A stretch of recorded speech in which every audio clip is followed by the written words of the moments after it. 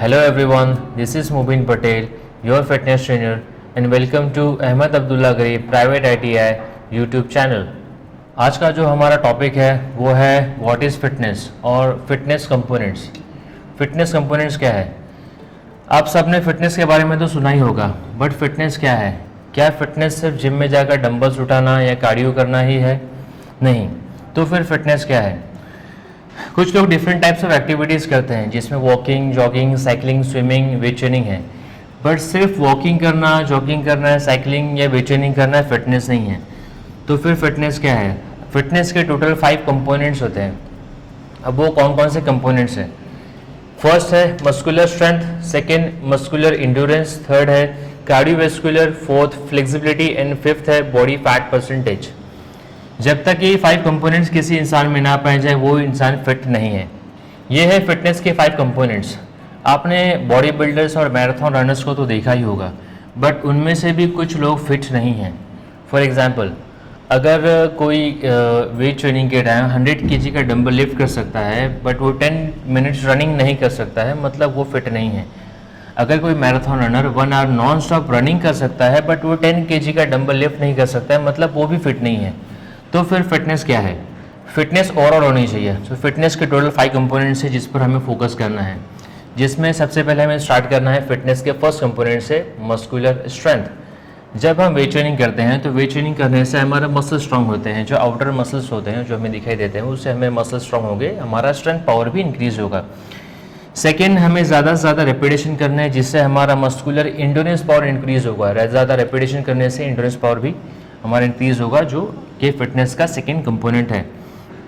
Third, हमें cardio करना होगा जिससे हमारे हार्ट स्ट्रांग होगा. ठीक है, जो इंटरनल है, कुछ लोग सिर्फ आउटर फोकस करते हैं, एक्सटर्नल पे फोकस करते हैं, सिर्फ वेट ट्रेनिंग करते हैं, मसल्स पे फोकस करते हैं, हमारे इंटरनल ऑर्गन्स पर फोकस नहीं करते हैं. सो कार्डियो करने से हमारा हार्ट स्ट्रांग होगा, अपना स्टैमिना भी इंक्रीज होगा, जो कि फिटनेस का थर्ड कंपोनेंट है, कार्डियोवैस्कुलर.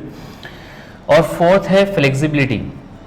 फ्लेक्सिबिलिटी क्या होती है? जब हम वर्कआउट के बाद हमारी बॉडी सबसे ज़्यादा स्टिफ होती है, वो टाइम सबसे बेस्ट टाइमिंग होता है स्ट्रेचिंग करने के लिए, अपनी बॉडी का फोर्थ फिटनेस कंपोनेंट को स्ट्रॉन्ग करने के लिए. 2 सबसे बेस्ट टाइमिंग होती है, एक होता है वर्कआउट के बाद और दूसरा होता है अर्ली मॉर्निंग जब हम बेड से उठते हैं. ये 2 टाइमिंग अपनी बॉडी सबसे ज़्यादा स्टिफ होती है, तो वो टाइम हमको फ्लेक्सिबिलिटी पर ज़्यादा फोकस करना है, स्ट्रेचिंग करनी है, ओवरऑल बॉडी की स्ट्रेचिंग. उसमें भी 2 टाइप्स की स्ट्रेचिंग होती है, एक सेल्फ स्ट्रेचिंग होती है और एक पर्सनल स्ट्रेचिंग होती है. सेल्फ स्ट्रेचिंग जो हम खुद से करते हैं और पर्सनल स्ट्रेचिंग जो कोई हमारा ट्रेनर हमें करवाता है. और वीक फ्लेक्सिबिलिटी भी जॉइंट इंजरी का सबसे बड़ा एक रीज़न है. अगर हमारी फ्लेक्सिबिलिटी वीक होगी तो उससे जॉइंट इंजरी के चांसेस और ज़्यादा बढ़ जाते हैं. और फिफ्थ है बॉडी फैट परसेंटेज. हमारी बॉडी का बॉडी फैट परसेंटेज भी इम्पॉर्टेंट है बहुत. वेट इम्पॉर्टेंट नहीं होता है कि वेट हमारा कितना है.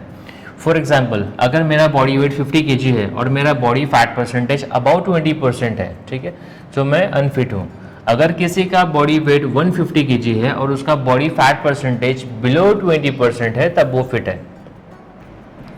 So normal body fat percentage कितना होता है? मेल के लिए नॉर्मल बॉडी फैट परसेंटेज है 10% to 20%. अगर कोई मेल है और उसका बॉडी फैट परसेंटेज 10% to 20% है तो ही वो फिट है. उसका वेट डजेंट मैटर कि उसका वेट 50 kg है, 100 kg है या 150 kg है. अगर उसका बॉडी फैट परसेंटेज 10% to 20% तक की नॉर्मल रेंज में है तब वो इंसान फिट है. और फीमेल्स के लिए वो होता है 18% to 20%, बिकॉज फीमेल में एक फैट गेनिंग का हार्मोन होता है, इसलिए उनका परसेंट जो होता है थोड़ा सा ज़्यादा होता है as compare to males. So females के लिए है 18% to 28% तक का. इसलिए मैंने वीडियो की शुरुआत में कहा था कि कुछ बॉडी बिल्डर्स और मैराथन रनर्स फिट नहीं होते हैं, बिकॉज वो लोग सिर्फ अपने फिटनेस के 1 या 2 कंपोनेंट पर ही फोकस करते हैं. कुछ लोग सिर्फ स्ट्रेंथ पर फोकस करते हैं, कुछ लोग सिर्फ कार्डियोवैस्कुलर पर फोकस करते हैं, कुछ लोग सिर्फ योगा करते हैं जिससे सिर्फ फ्लेक्सिबिलिटी इंप्रूव होती है. बट जब तक कोई फिटनेस के 5 कंपोनेंट्स पर फोकस ना करे वो फिट नहीं है.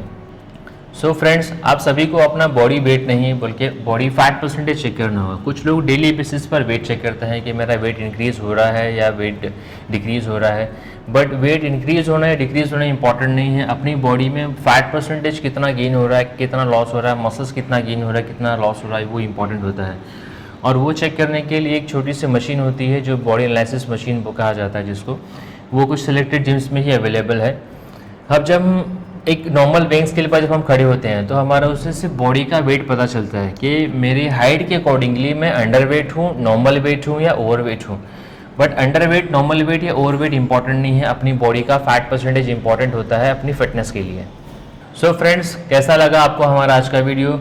हमारे साथ जुड़े रहिए, हमारे चैनल को सब्सक्राइब करना ना भूलें और बेल के आइकॉन को प्रेस करना ना भूलें, जिससे हमारी आने वाली वीडियो आपसे मिस ना हो। तो मिलते हैं हमारे नेक्स्ट वीडियो के साथ, तब तक के लिए बाय बाय, थैंक यू।